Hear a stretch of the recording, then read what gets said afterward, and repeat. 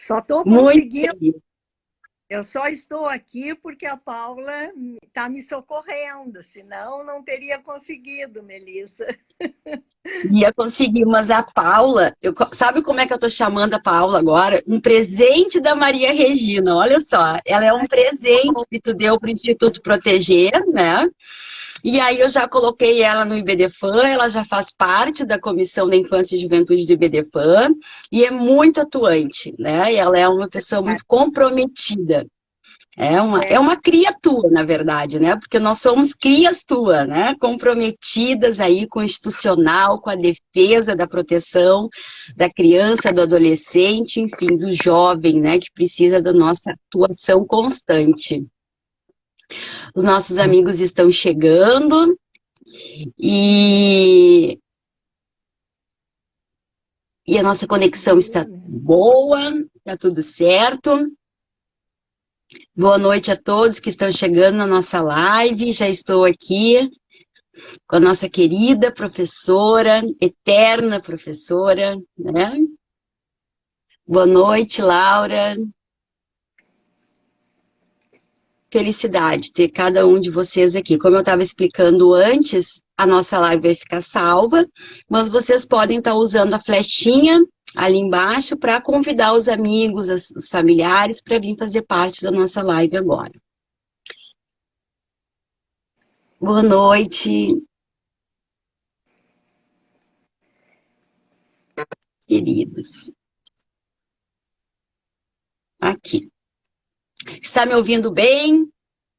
Sim, agora a Paula me socorreu aqui. Ah, então tá. Então ela vai escorrer. Pode ser que tranque um pouquinho a nossa live, não tem problema, isso é normal. Conexão na internet é assim mesmo. Se cair, a gente vai conectar novamente. Às vezes dá uma travadinha e a gente fica conversando e ela volta. E os nossos convidados aqui também vão nos dando um feedback de como está a nossa conexão. Doutora Maria Regina Faide Azambuja está aqui conosco hoje. Olha o meu brilho nos meus olhos. Eu tô, assim, ó, essa live, ela tá encerrando as lives do Maio Laranja, e nós estávamos montando a grade de convidados, e eu pedi para Paula, será que a gente não consegue convencer a doutora Maria Regina para vir fazer uma live? Ela disse, eu vou fazer essa, eu vou cumprir com essa missão. E estamos aqui hoje fazendo essa live contigo, e eu fico muito emocionada, porque tu és de verdade o meu referencial teórico, nos teus livros, nos teus artigos, nos teus estudos, né? Onde eu aprendo tudo que eu mais amo, assim, de proteção da criança, do adolescente, e essa responsabilidade.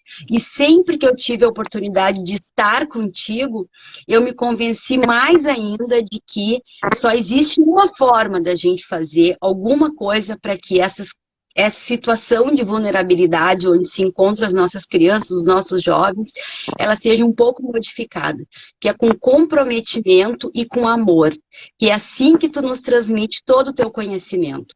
Então, sou muito grata a tudo que tu faz e quero que tu saiba que tu és um exemplo para nós, um verdadeiro exemplo. Então, eu já estou te agradecendo aqui, vou fazer agradecimentos depois, mas realmente é uma honra te ter ao nosso lado, né? Aqui no IBDFAN e também no Instituto Proteger, que o Instituto Proteger ele é bem mais jovem que o... Na verdade, o Instituto Proteger ele é um filhotinho do IBDFAN, né? Porque a Maria Berenice Dias, o Zeno, né? Quantas vezes a gente conversou, estávamos juntos no primeiro congresso, que foi lá no Ministério Público, sempre nos abraçando muito, com essa tua vontade de mudar o mundo.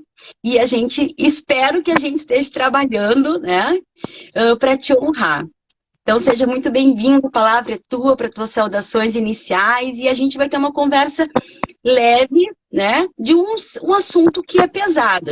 Sempre que a gente vai falar de violência sexual infantil, de abuso sexual, ou como eu digo, qualquer tipo de violência, é um assunto pesado, difícil de enfrentamento, mas necessário, né? Porque ainda mais que a Unicef, a ONU, estão todos dizendo que nós precisamos conversar sobre os temas, porque conversar, o diálogo é uma forma de prevenir essas violências. Então, nós estamos cumprindo esse papel, né? Conversar através do diálogo, trazer uma compreensão de que não dá mais para a gente viver numa sociedade com tanta violação de direito dessas pessoas que estão protegidas pela nossa sociedade, né?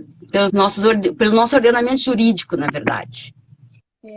Doutora Melissa, uma saudação assim do fundo do coração, com muito reconhecimento pelo seu trabalho, pelo seu exemplo, que a todos nós toca e engrandece. Eu tenho assim que o seu papel hoje é um papel muito importante, porque é o papel das novas gerações. Nós precisamos de novas gerações envolvidas com a proteção da criança, porque esse trabalho certamente vai se prolongar no tempo e nós precisamos ter pessoas que levem adiante esse trabalho de proteção, esse desejo de se conectar com a criança. Eu sou imensamente grata por esse convite, agradeço a Paulinha também, que foi a interlocutora, pelas oportunidades de estar perto de vocês e de todas as pessoas do IBDFAN e do Proteger, que eu tenho um carinho especial. Eu acho que o filhote representa a criança, não é? A criança que está vindo, a criança que precisa ser cuidada para que ela possa também se desenvolver adequadamente. O Instituto Proteger, com pouco tempo de existência, já conseguiu marcar o seu papel na nossa sociedade, e isso é muito importante. Isso se deve a ti e a toda a equipe que contigo abraçou essa causa da proteção da infância. Então, fica a minha gratidão pelo convite e espero poder colaborar de alguma forma. Querida, olha só, muita gente querida entrando aqui. Boa noite, Roseli. A Roseli fez uma live maravilhosa com a Laura sobre a proteção do idoso. Parabéns, Roseli, estava linda a live. E hoje está aqui nos prestigiando. A Roseli, eu brinco porque ela está em todas as lives. Eu acho que ela se multiplica aí para conseguir fazer essa proteção, essa geração do conhecimento. Muito legal. Bom, hoje, o tema escolhido, né? Na verdade, a gente não fica muito atrelado, né? Porque são muitas coisas para falar, mas nós vamos conversar hoje sobre a violência intrafamiliar, né? Que a doutora Maria Regina vai explicar um pouquinho para nós o que é a violência intrafamiliar, porque nós temos aqui convidados que, às vezes, não são do mundo jurídico, da psicologia, não tem muito contato com essa terminologia, né? Então, ela vai explicar um pouquinho o que vem ser essa violência intrafamiliar e vai nos explicar um pouquinho também como a criança chega no sistema de justiça e como o sistema de justiça pode estar protegendo a criança, né? Quando ela vem, então, violada dos seus direitos, tá bem? Então, a gente pode começar pela violência intrafamiliar, né? O que é essa violência intrafamiliar? Depois a gente vai salvar a live, inclusive, eu vou colocar nos comentários alguns artigos da professora Regina, onde ela fala sobre esse tema, tá? Inclusive, eu estou com um artigo aberto aqui, que é a criança vítima de violência sexual intrafamiliar, como operacionalizar as visitas, que foi um tema também que nós tratamos na nossa série, né? Foi enfrentado pela doutora Alexandra Ruma, que também é um tema de muita importância aí para a gente estar conversando. Eu vou colocar as referências depois embaixo da nossa live, que ficará salva. Então, a palavra é sua. Certo. Quando eu comecei a trabalhar há mais de 35 anos, não se falava em violência intrafamiliar. Os processos, trabalhando numa vara de comum, onde pegava cível e crime, não se falava em violência intrafamiliar. A violência que chegava ao sistema de justiça era a violência extrafamiliar.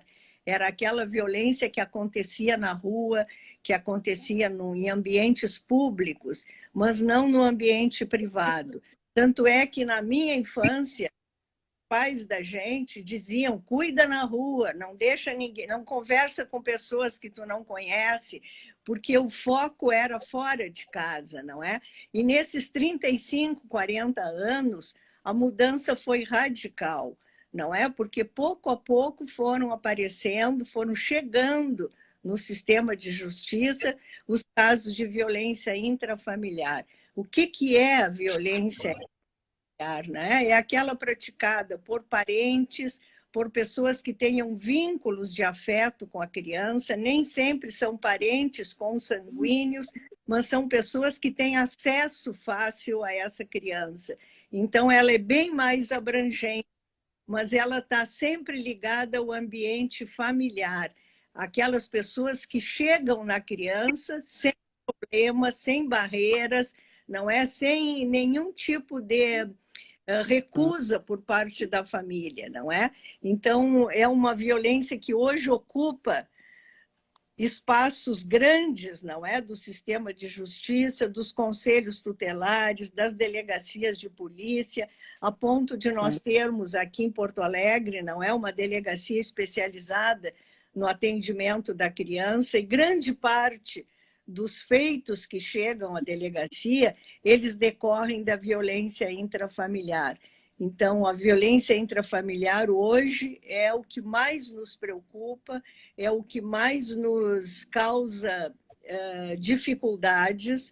As dificuldades são em vários setores.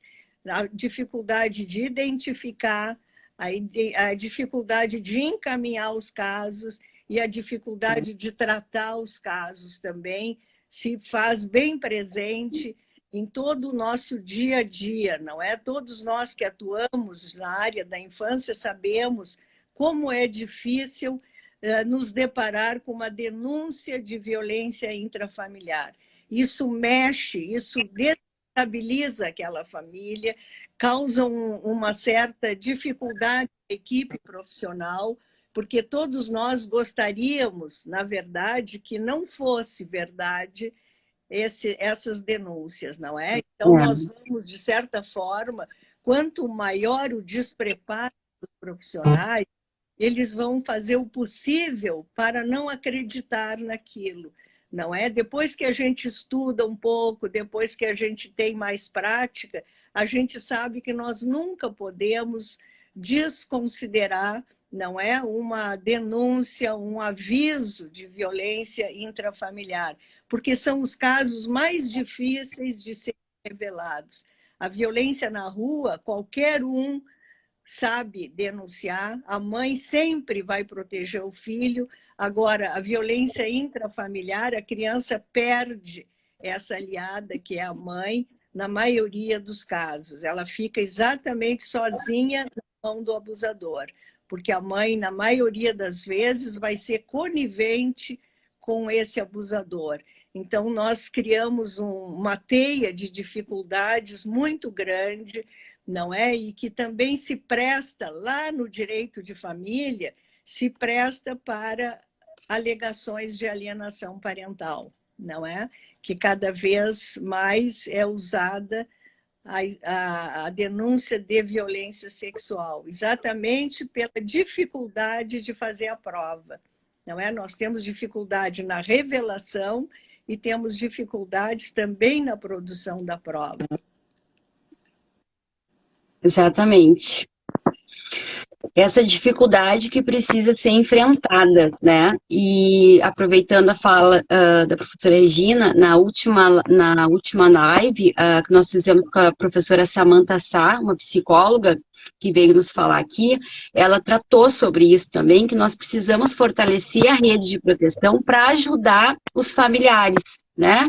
Essa mãe, muitas vezes, que descobre que o filho está sendo abusado, né, pelo pai, pelo avô, então ela fica numa situação também de muito medo e de vergonha, né? Então, se a rede de proteção ela tiver preparada para acolher os familiares, talvez seja um caminho, né, doutora, para o fortalecimento até das denúncias. Porque o que eu venho defendendo? Não basta a gente divulgar que as pessoas têm que denunciar. Nós precisamos divulgar também que nós temos ferramentas no poder do sistema de justiça para acolher as pessoas e oferecer para elas um caminho seguro, né? Porque não basta chegar no sistema de justiça, denunciar e depois, como fica? O que faz depois? Né? E então, na sua opinião, o sistema de justiça ele está melhor aparelhado hoje para receber as denúncias, para investigar esses processos? Acredito que sim. Eu acho que ao longo dos anos, não é? Nós aprendemos muito. Nós hoje temos possibilidade de fazer cursos, não é? De nos aperfeiçoar nessa área, coisa que há um tempo atrás isso era impossível, não é? Então, pouco a pouco, o sistema de justiça também vai ficando mais sensível. Mas essa observação da doutora Samantha, eu acho muito importante, porque essa mãe, ela não protege a criança, a filha, não é? Ou o filho, é porque ela não tem condições de proteger. Não, ela também não tem condições. Ela normalmente ou foi abusada, ou viveu num ambiente de muita negligência. Então, ela é muito vulnerável. Às vezes, ela é mais vulnerável que a própria criança. Ela se coloca num lugar abaixo daquela criança. Então, isso que a doutora Samantha coloca, eu acho que é uma aprendizagem que o sistema de justiça ainda não fez, não é? Nós temos esse, como é que eu vou dizer, esse ranço de achar culpados, não é? De achar culpados, então a culpada é a mãe, porque a criança foi abusada. Claro que a responsabilidade da mãe de protegê-la, mas por que essa mãe não protegeu? Não é? Então, essa mãe também precisa ser acolhida para que ela possa se fortalecer e, quem sabe, ainda poder mudar o tratamento que ela dispensa àquela filha e aos outros filhos também, porque dificilmente é um filho só, não é? Então, tem todo esse contexto que foi muito bem lembrado pela doutora Samantha, a necessidade da rede de proteção, estar atenta para acolher as pessoas dessa família, porque todas elas estão numa situação de extrema vulnerabilidade, não é? De medo de denunciar. Essa mãe tem medo de denunciar porque normalmente esse abusador é o que sustenta a família. Aí no momento que ela denuncia esse cidadão, ela perde, não é, o provedor da família. Então, isso também nós temos que levar em consideração para poder entender essa dinâmica toda da violência sexual. Muitas vezes a mãe é tão infantil que ela aceita que a filha ocupe o lugar dela na relação sexual. Então, a filha, ela permite que a filha se relacione, porque é uma forma dela se liberar daquele compromisso, porque ela é tão vulnerável, ela é tão infantil, ela está tão despreparada, que ela coloca a filha nessa posição, muitas vezes também para proteção dela, da mãe. Então, é um contexto de família bem complicado, que nós precisamos de uma equipe interdisciplinar. Não é o promotor, não é o juiz, não é o advogado sozinho que vão ter condições de enfrentar essas situações. Nós precisamos cada vez mais criar essas, não é ter serviços próprios para famílias. Enfim, nós ainda temos que caminhar muito, porque hoje nós já temos alguns achados importantes, não é? Porque antes nós nem conhecíamos essa família. Como é que é essa família? Não conhecíamos, aos poucos é que a gente foi identificando essas características da família em que há uma criança que é vítima de violência sexual. Deu uma travadinha, mas logo a professora já voltou. Já. de fato, né, o problema ele é muito complexo, por isso que é tão difícil de a gente conseguir encontrar uma solução. Na verdade, não existe uma solução mágica. Se tivesse essa solução, a gente já teria encontrado, porque acredito que nós temos muitos esforços, né, de profissionais sendo feitos para que a gente consiga, mas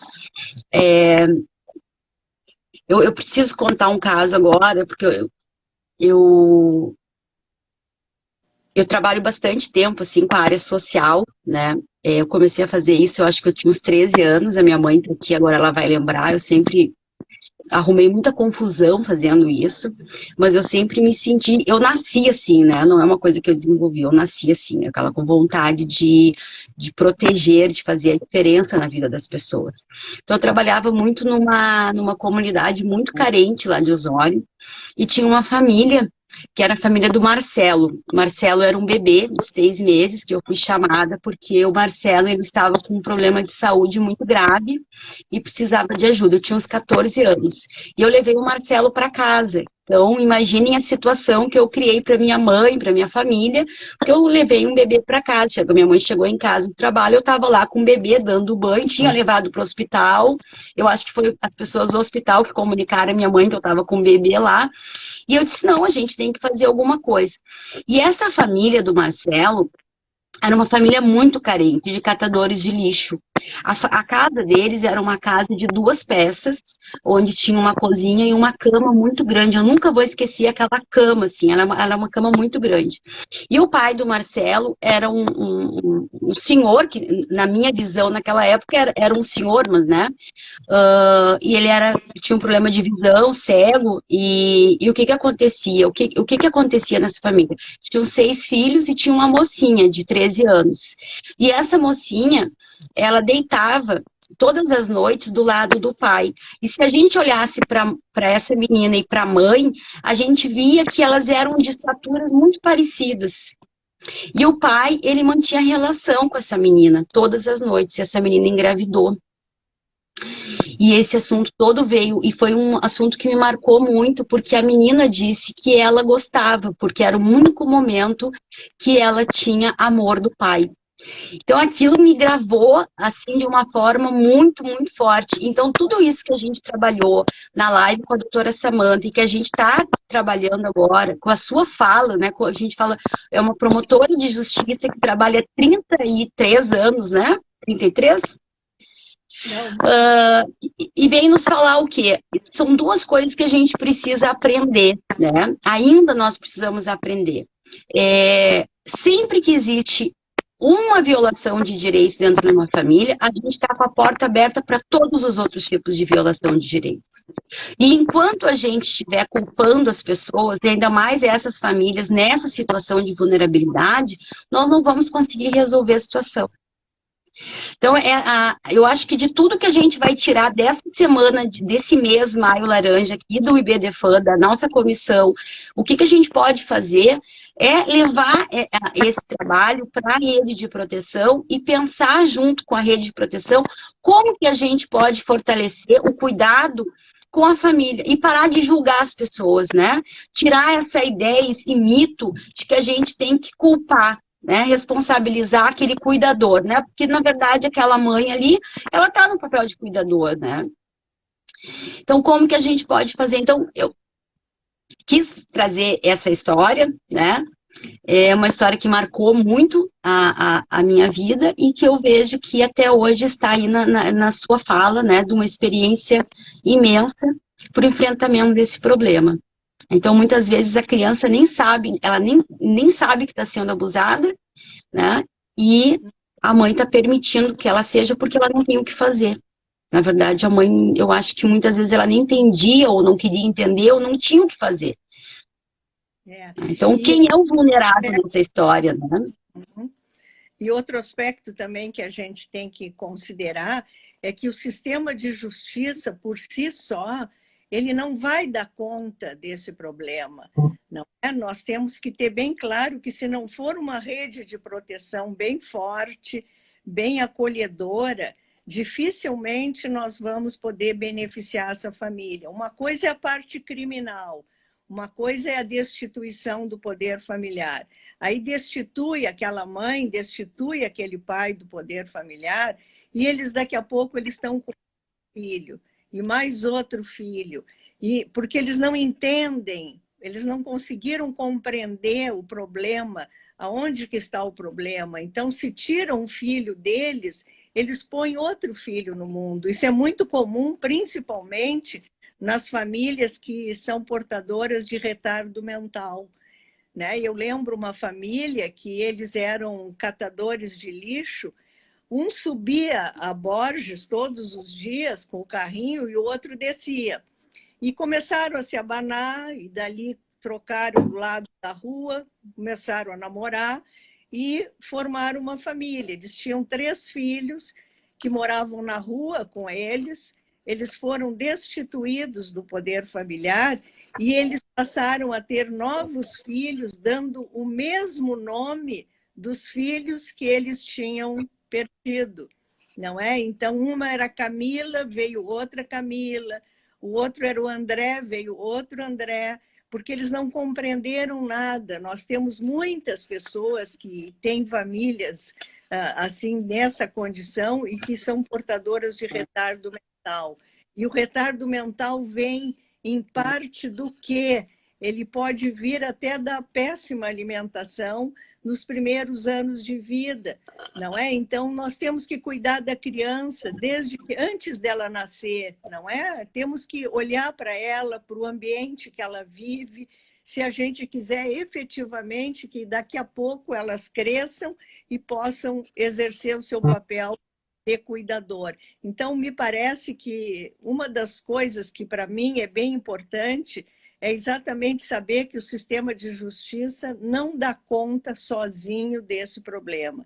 Nós temos que partir do princípio que é toda a sociedade, nós temos que ter o poder público junto, através de políticas públicas também que atendam as famílias, não é em condições de vulnerabilidade extrema, porque hoje, enquanto nós estamos fazendo a live, quantos casos estão acontecendo aqui na nossa cidade, não é? Quantas famílias em condições de extrema vulnerabilidade estão desassistidas, não é? E nós temos também que aprender a chegar antes na vida dessas famílias.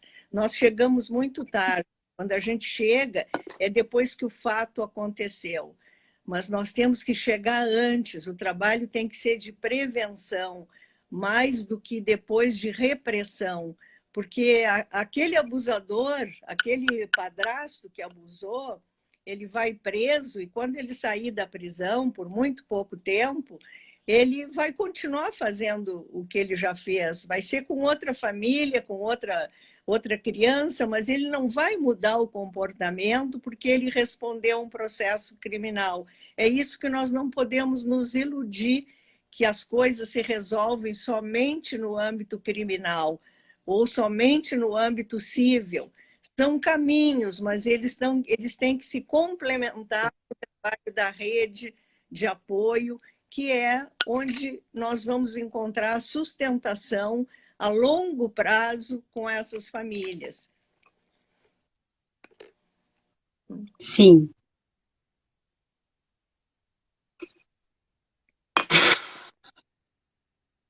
Bom, nós estamos falando, então, da realidade, né, dos limites do sistema de justiça, na atuação aí, para o enfrentamento dessa violência intrafamiliar, sexual, infantil.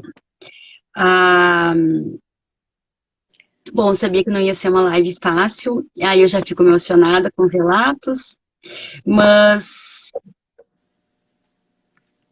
as pessoas, elas pensam que está tudo resolvido na parte criminal, né, e que o sistema judiciário, ele consegue fazer. Realmente, a gente tem que mudar esse pensamento. E aí tem aqui no seu livro uma parte que eu uso bastante, eu inclusive já comecei um artigo com ele, que para mudar um paradigma, né, para a gente conseguir enfrentar uma situação dessas, a gente precisa de muitos esforços, né? A gente precisa realmente da atuação conjunta de toda uma rede de proteção. E isso só vai acontecer através de políticas públicas muito compromissadas. Então, a gente precisa saber como fazer isso, né? Como fazer isso, como enfrentar, como fortalecer essa rede de proteção.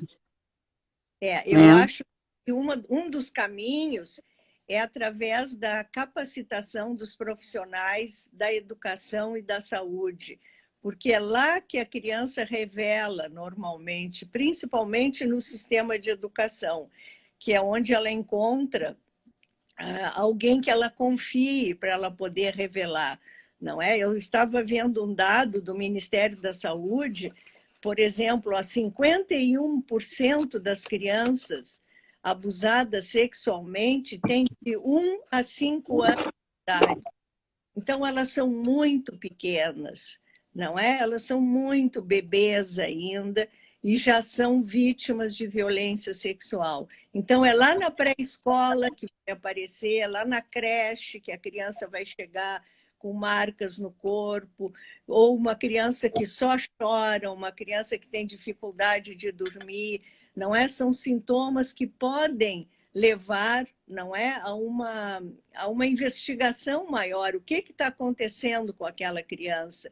Então, o sistema de saúde e o sistema de proteção da educação são fundamentais para poder nos ajudar a chegar antes nesses casos, porque a violência sexual, quando ela costuma aparecer, já foram vários anos em que aquilo aconteceu no segredo, não é? De forma escondida na família. Então, quando isso aparece, a criança já traz sequelas muito graves, porque já foram 2 anos, 3 anos, não é? Em que ela vem sendo abusada, ela não consegue falar, ela não consegue contar com ninguém, até porque ela tem receio, ela não sabe se aquilo é errado, se aquilo é certo, não é? Então, por isso o professor, principalmente o professor da pré-escola, da creche, ele tem um papel fundamental na identificação e também na forma de lidar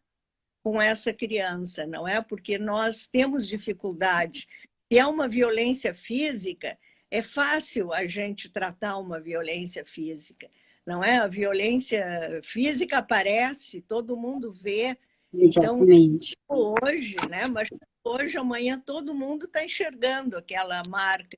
Agora, a violência sexual não deixa marcas, não é? Esse é outro problema. As marcas físicas dentro da violência intrafamiliar, dificilmente nós vamos encontrar.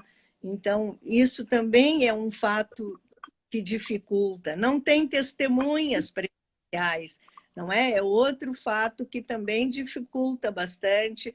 A dificuldade, essa criança normalmente é ameaçada para não falar, para não contar, não é? Isso faz com que ela aguarde aquele segredo para ela, não é? Então, é um contexto muito difícil. E quando a criança chega, tem uma autora aqui, lá do IBDFAM mesmo, ela diz o seguinte, que quando a criança chega no sistema de justiça, para ela inicia um calvário. Eu fiquei tão impressionada quando eu li isso, porque é mais ou menos isso. Se a gente se colocar no lugar da criança, é um calvário. Se ela pensava que ela ia ser protegida, ela vai ter que ir para uma audiência, ela vai ter que entrar no fórum, ela vai ter que prestar um depoimento, por mais protegido que seja, é mexer naquela ferida, é tirar a casquinha da ferida dela, não é? E que dê a proteção para essa criança. Tudo isso é feito com a ideia de se estar protegendo a criança. Mas será que isso é proteção? É uma dúvida que eu tenho. E quando eu li esse texto, ela é uma psicanalista do IBDFAM, ela diz isso, que a criança, quando chega no sistema, inicia um calvário. Então, aquela nossa ideia ela vai ser protegida, para nós, adultos, ela vai ser protegida. Mas para a criança, são situações que ela tem que enfrentar muito difíceis, não é? Ela tem que dizer quem é que abusou dela. Isso é muito difícil, porque normalmente é o pai, é o padrasto, é o avô, é o tio, é alguém do grupo familiar. E esse abusador, normalmente, já alertou a criança que se ela contar, ele vai para a cadeia. E se ele for para a cadeia, a culpada vai ser ela, né? Porque é claro que o abusador ele é muito esperto, ele vai tentar seduzir essa vítima mais uma vez para ela não contar que foi ele que abusou. Mas lá no sistema de justiça, o que vai se querer saber dessa criança? Quem é que fez isso com ela? Quem é que passou a mão nela? Não é? Quem é que fez ela tirar a roupa? E como que fica essa criança entre esses dois mundos, não é? O mundo do abusador, que quer que ela não revele, e o mundo da justiça, que quer que ela revele, para poder condenar o cidadão. Então, eu penso que no sistema de justiça, nós ainda temos que ir muito. Acho que nós não ainda descobrimos a forma de lidar com a criança de uma forma protetiva. O que hoje se faz é para aumentar os índices de condenação, como se a condenação por si só pudesse resolver o problema. A condenação é uma parte, mas eu, pelo menos, me preocupo mais com a outra parte, que é a da criança. O que vai ser da vida dessa criança? Quem é que vai acompanhar a criança depois que ela passar por uma audiência no fórum? Depoimento especial que seja. Quem é que vai acompanhar a vida dela? Quem é que vai saber como é que isso caiu para aquela criança? Quais são as consequências daquilo que ela revelou lá naquela audiência? Não é? Nós não sabemos, ninguém sabe, porque nós não pesquisamos isso. Nós estamos interessados em colher o depoimento dela. Porque aí depois que ela diz quem é que fez, aí ninguém mais se interessa por essa criança. Aí ela volta para a vida dela, que é uma vida vulnerável, que é uma vida perversa, não é? Em que ela sofre todo tipo de violência, porque não é só a violência sexual, não é? É a violência psicológica, é a negligência, tudo caminha junto. É um contexto bem mais complicado do que simplesmente a violência sexual, que por si só já não é simples, não é? Ela já é bastante complicada na cabecinha de uma criança. Duas colocações importantes aqui. Nós utilizamos dois exemplos de famílias em situações de pobreza, né? Eu dei o exemplo da catadora de lixo, mas é sempre importante a gente falar que a violência sexual infantil, ela não escolhe classe social, ela acontece em todas as classes sociais, né? E eu estou estudando agora, fiquei bem empolgada com o meu estudo, que eu estava falando com a Samantha Sá, até por conta do livro sobre abuso da jornalista, esqueci o nome dela agora, daqui a pouco vem, mas que a pedofilia, né, a gente às vezes está sempre pensando que o crime sexual ele vai ser cometido só por pedófilos, e pedofilia é um número muito baixo. Então, na verdade, as pessoas não precisam ser pedófilos para abusar. Os abusadores, às vezes, não tem problema nenhum, são somente abusadores mesmo, pessoas que vão se valer da vulnerabilidade, né? Então, acho que é sempre importante a gente começar a esclarecer isso. Inclusive, tem um exemplo de um vô que foi diagnosticado pedófilo, foi um relato de um psiquiatra, e o vô começou a perceber que estava correndo risco com o neto e buscou ajuda na psicologia, e ele conseguiu nunca fazer nada para esse neto, ele conseguiu, através de instrumentos de proteção, né, de instrumentos psicanalista, psicólogo, arrumar formas de proteger o neto. Eu achei esse relato muito importante e eu estou trazendo ele para as nossas lives, porque inclusive eu fazia muito essa confusão, achando que só quem ia abusar seria um pedófilo. E não é, né? São pessoas normais, né? Normais, que se fazem uso, então, da vulnerabilidade. São essas duas colocações, assim, que eu acho que é importante a gente trazer, né? E também outro aspecto que eu acho que as pessoas têm dificuldade de compreender é que a violência sexual, ela não exige o toque pessoal, não é? O toque no corpo. Tem outras formas de violência que sequer a pessoa tocou no corpo. Então, tirar a roupa, tomar banho junto, não é? Com uma criança pequena, isso estimula o lado sexual do adulto e muitas vezes a criança não compreende aquilo. Então, também tem formas de violência que não há não é a conjunção carnal, não é? Até porque o abusador sabe, via de regra, esse abusador comum, ele sabe que a pena é muito alta e ele vai fazer o possível para não deixar nenhuma marca física, não é, que colabore na sua condenação. Então, por isso que é tão difícil fazer a prova no estado de violência sexual, porque o abusador toma cuidado e existem formas, né? Tem uma decisão do nosso tribunal em que o cidadão levou duas meninas para um motel e ele simplesmente mandou elas tirarem a roupa. E elas tiraram a roupa forçadas e isso foi o estupro de vulnerável. Ele não tocou no corpo delas, mas ele mandou elas tirarem a roupa para estimular o lado sexual dele.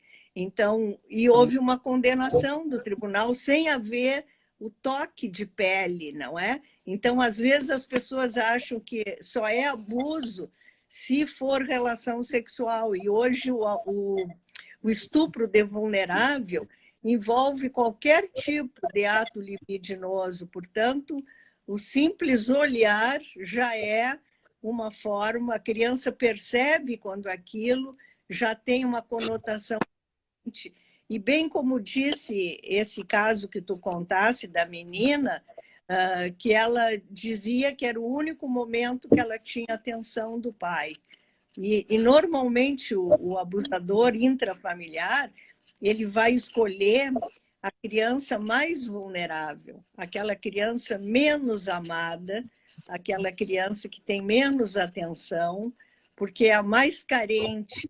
Então, ela, com mais facilidade, ela vai se dispor, não é, aos atos que ele pretende, porque para a criança aquilo é um carinho, aquilo é uma forma dela ter atenção, dela ter reciprocidade no afeto, não é? Embora não seja isso, mas para a criança, muitas vezes chega dessa forma. Então, eu penso que tu tens toda a razão quando se fala na necessidade de se abordar mais esse assunto, não é? Esse assunto tem que ser mais falado para as pessoas saberem o que consiste a violência sexual. Esse já é um ponto que é pouco conhecido, porque a maioria das pessoas parte do princípio que tem que ter conjunção carnal, que enquanto não for isso, não é.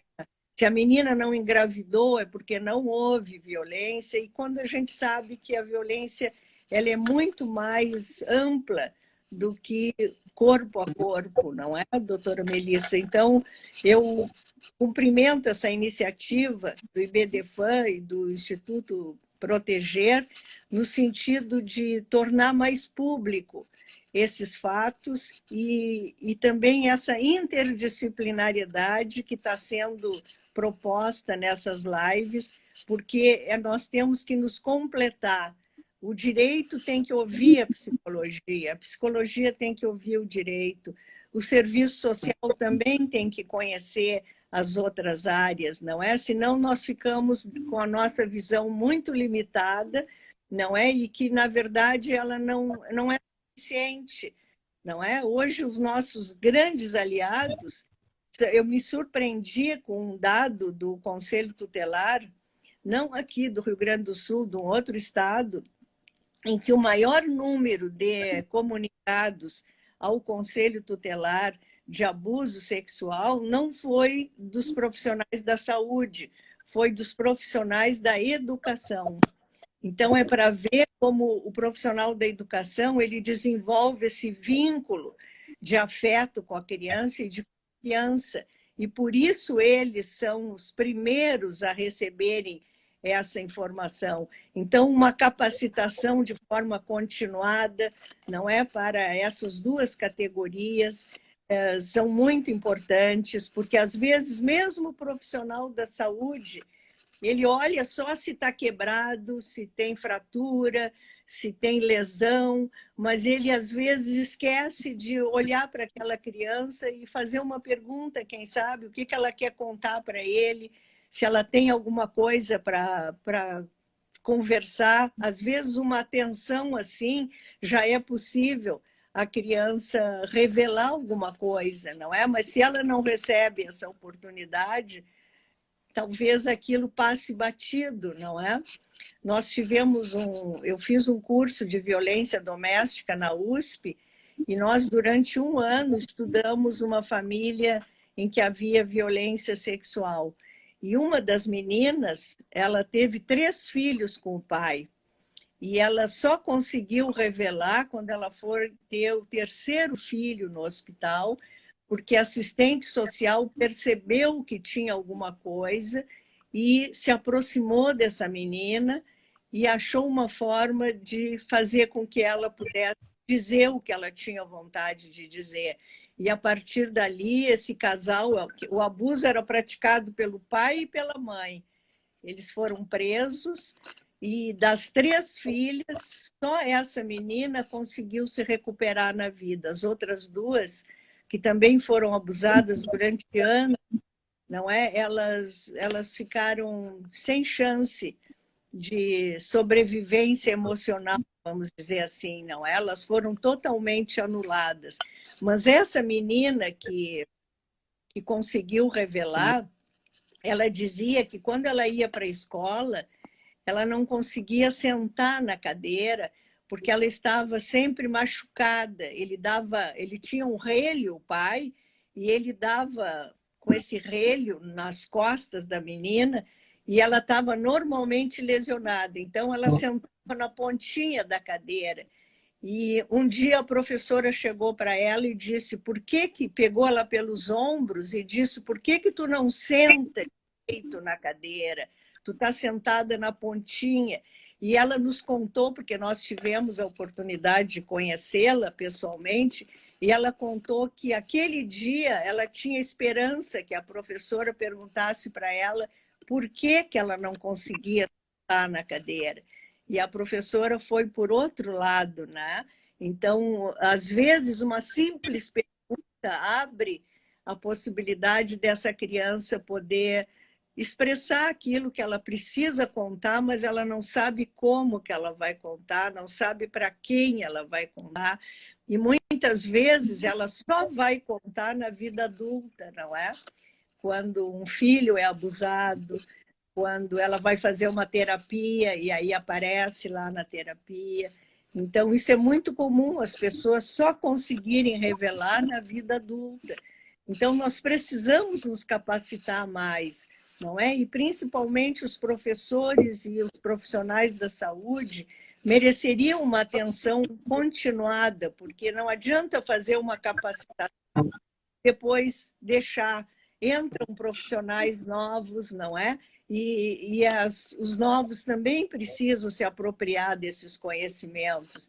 Então, essa iniciativa, doutora Melissa, eu considero da maior urgência, não é? Abrir espaços para se falar esse assunto, permitir que as pessoas possam conhecer mais, não é? Possam entender melhor o que se passa, porque com isso nós enxergamos melhor também. Senão a gente, às vezes o abuso está perto da gente e a gente não vê.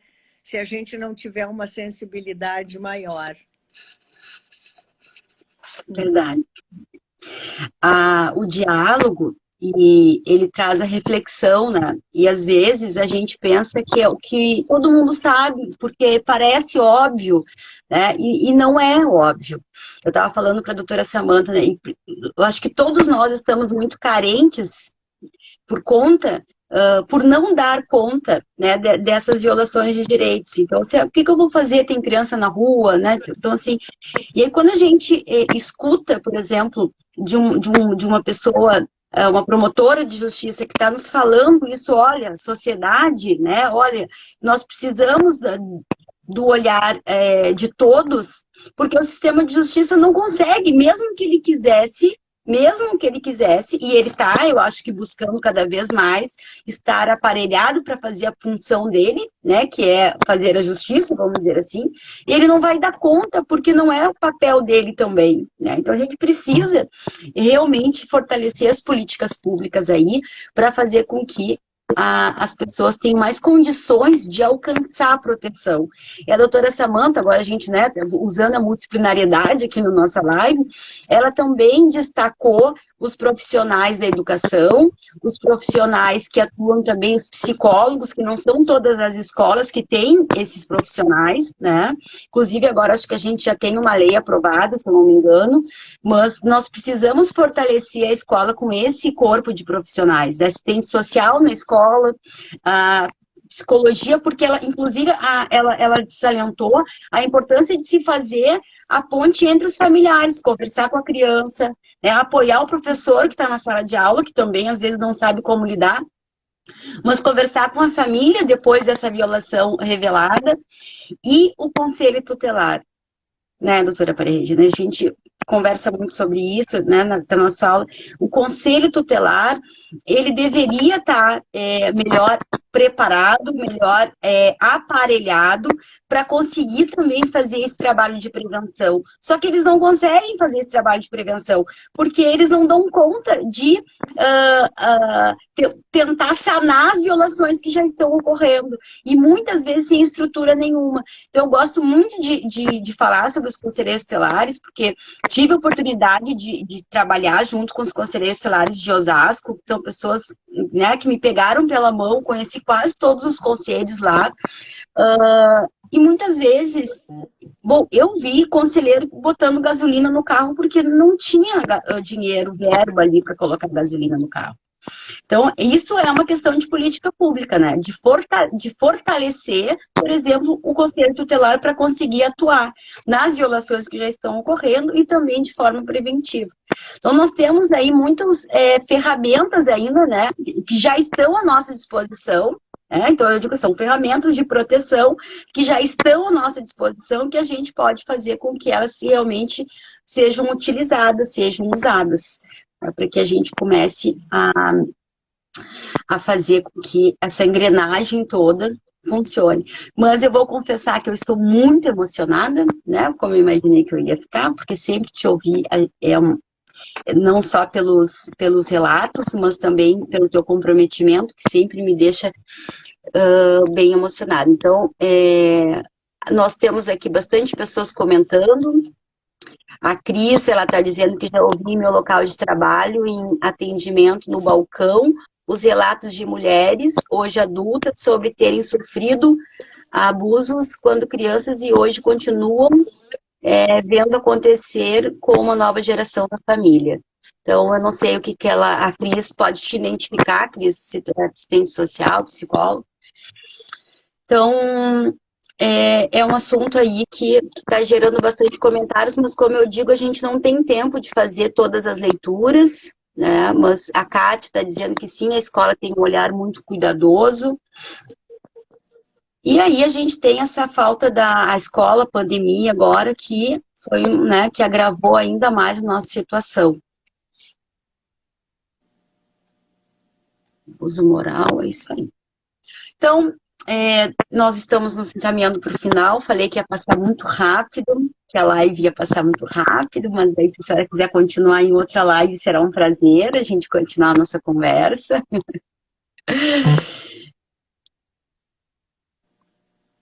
Deixa eu ver aqui. Opa.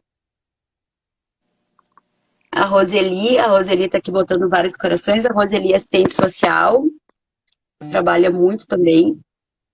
Estudante de Direito, estagiária em delegacia. Ah, a Cris é estagiária em delegacia. Olha só, a Cris trazendo para nós aí que no balcão de atendimento, então na delegacia, ela então tem essas revelações, né? É. Obrigada e parabéns. Então, a senhora pode se encaminhar para para a gente se fechar aqui o nosso raciocínio. Eu estou dizendo que eu tenho que me aproximar bem da tela, porque senão eu não consigo ler as mensagens que vão colocando. Preciso de um óculos urgente para continuar fazendo as nossas lives. Parabéns, excelente trabalho. Então, com certeza nós vamos dar muitos encaminhamentos, né?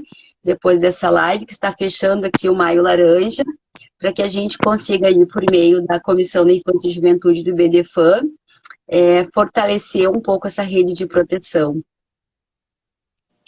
A senhora está me ouvindo? Sim, agora sim.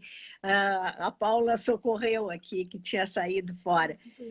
Eu só queria aproveitar, então, para registrar mais uma vez o meu agradecimento e tornar a dizer aquilo que eu já disse outras vezes na sua presença, que se a gente quiser mudar o mundo, a gente tem que começar mudando. Não tem outro jeito, não é? Senão fica tudo como estava.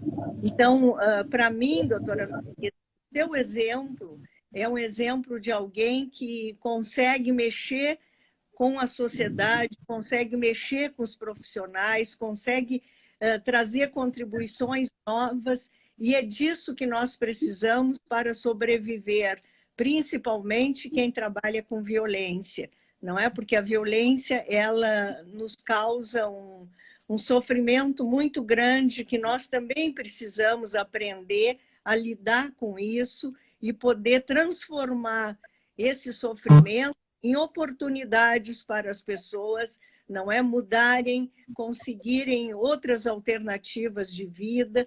Então, nesse sentido, eu sou muito grata por poder ter chegado no Instituto Proteger, chegar no IBDFAN, não é? E poder ver pessoas como a senhora, que tem feito um belíssimo trabalho, não é? E que continue levando adiante cada vez mais, reunindo outras pessoas. Sabe lá quantas pessoas hoje não vão querer se agregar também a esse trabalho, não é? Porque nós precisamos de forças novas, não a gente fica... O problema é muito grande, é maior que nós. Então, nós precisamos sempre recarregar as energias com novas forças, novas pessoas, novos ideais. Muito obrigada. Felicidades.